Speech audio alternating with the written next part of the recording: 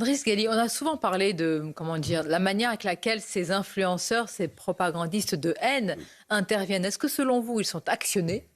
Certains le pensent comme des agents d'influence par le régime algérien, ou alors tout simplement chacun y va de sa diatribe contre la France, de ses appels à commettre des meurtres, des attentats et des viols. C'est difficile de répondre. En tout cas, la main-d'œuvre ne manque pas parce qu'il y a Vous avez aujourd'hui beaucoup de. Je fais attention à ce que je dis parce que j'ai beaucoup d'amis algériens et ce que je vais dire vaut aussi pour les Marocains et les Tunisiens. Vous avez aujourd'hui un lumpen prolétariat qui vient de débarquer sans papier en France. La plupart travaillent, certains causent des problèmes. Mais en général, vous avez c'est des gens qui auraient été dans l'extrême misère s'ils étaient restés en Algérie. Oh les bâtards. Joker fort, je me casse. Joker. Par exemple, ils arrivent en France, leurs besoins de base sont remplis, parce qu'ils travaillent ou ils sont à l'assistance publique, peu importe. Ils montent dans la pyramide de Maslow, ils veulent être reconnus. Et quand on n'a pas de bagage universitaire, c'est pas leur faute, c'est la faute de leur gouvernement qui ne nous ont pas éduqués, mais c'est pas grave. Qu'est-ce qu'il nous reste? Il reste l'islam et il reste le nationalisme. Parce que ce sont deux déclics faciles dans nos populations à nous. En France, on parle de catholicisme, personne ne vous regarde. Mais chez nous, vous nous parlez d'islam, d'où le salafisme.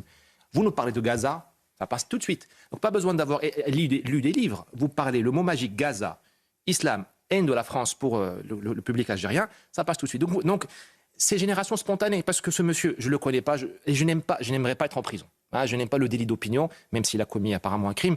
Mais c'est vrai que je ne veux pas... Il a appelé à l'apologie. Tout à fait. Mais je n'aime pas la censure.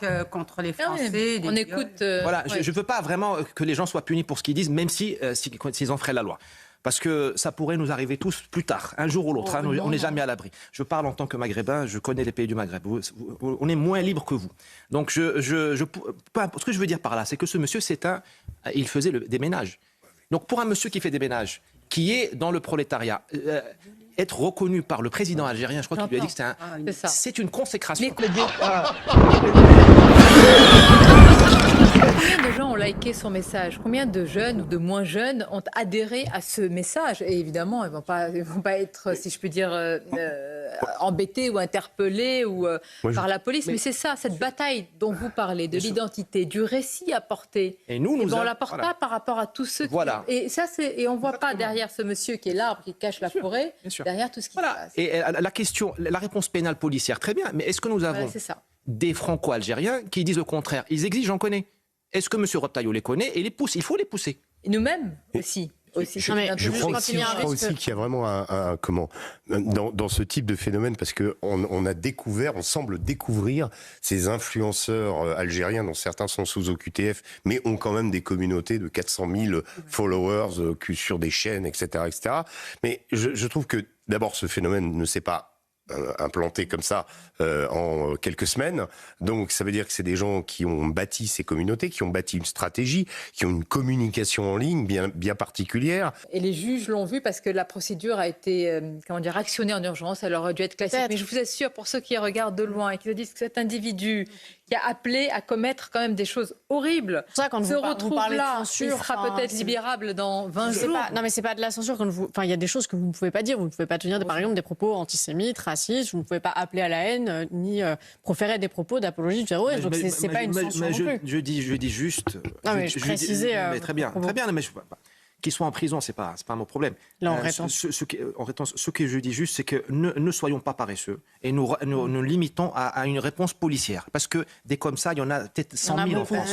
Et comme nos frontières sont ouvertes, ils rentrent tous les jours. Mais si on avait une sanction forte, c'est-à-dire dès les premières déclarations comme ça d'apologie du terrorisme, appelant à violer, à s'attaquer à des Français... Appelant à violer. Il y a plusieurs catégories de girafes dans la jungle. Et il y a long co, petit co, moyen co, oublié. Dès le soir même, il repart chez lui. Je pense que ça dissuadera. Bien sûr, mais il y a, comme a dit Sonia, il y a un continuum, ou plutôt Régis. Ça commence déjà par le discours anti-français. Avant d'appeler au viol, ce monsieur, je ne le connais pas. Il a certainement critiqué la France, le génocide de Bugeaud, les enfumades, Sétif 45. Quel est le Français d'origine algérienne ou marocaine ou tunisienne qui lui dit le contraire? Il est suivi par beaucoup de gens et personne ne réagit. Donc ça aussi, non, mais vous avez un monsieur qui s'appelle Bel le Patriote, qui est à Perpignan, qui est ancien pompier, algérien. Il est suivi par 500 000 personnes sur TikTok. Ouais. Est-ce que monsieur Rotaillot lui a passé... Je ne veux pas cramer Bel le Patriote, mais est-ce que quelqu'un à l'intérieur le connaît? Et il faut l'aider. Il faut aider. Nous sommes en guerre informationnelle. Il faut qu'on passe. Il faut la mener, cette guerre. Il faut la mener. Vous avez on ne la raison. mène pas parce que nous croyons avoir raison. Et c'est ce tout le monde que vous dites dans votre livre. Simplement, on va voir la couverture. Non, mais continuez. Je voulais simplement... Voilà, la voici, l'identité d'abord. Encore faut-il mener ce combat. Avoir raison ne suffit pas. On a raison. Et alors, comme on dit chez nous au Maghreb, ça sert à quoi? Ça sert à quoi d'avoir raison? C'est vrai. Parce que face à nous, nous avons des gens qui ont tout raté. Le gouvernement algérien a tout raté depuis 1962. Mais il sait faire cette guerre. Vous avez un lumpen prolétariat qui veut exister. Ces gens, chez moi, au Maroc, ils auraient été des bergers. Parce que l'économie ne peut pas les contenir. Vous leur donnez un téléphone made in China, avec un TikTok qui est ultra ergonomique, même un analphabète, comme le disait M. Tebboune, peut s'en servir, ils ont accès au monde.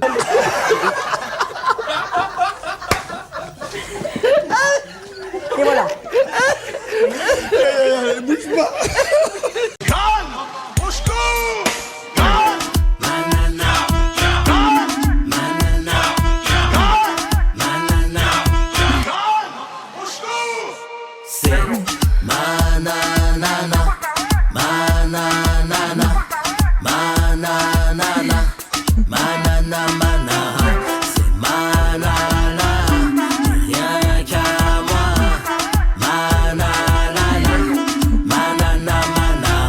La chanson de l'été, Nana Manara de Nicolas Malone sur Spotify, iTunes, et bien sur Deezer pour bouger, danser, se remuer. L'été sera chaud avec Nana Manara.